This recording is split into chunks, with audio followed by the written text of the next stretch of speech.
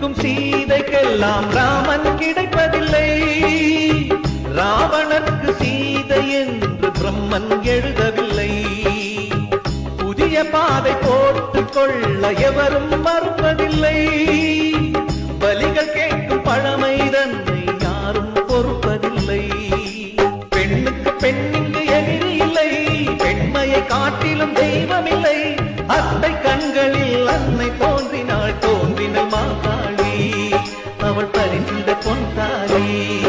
இது காதலின் சங்கீதம், புது குங்கும சந்தோஷம். மாற்றும் மாலையும் ஏற்றும் தீபமும் மங்கள பண்பா.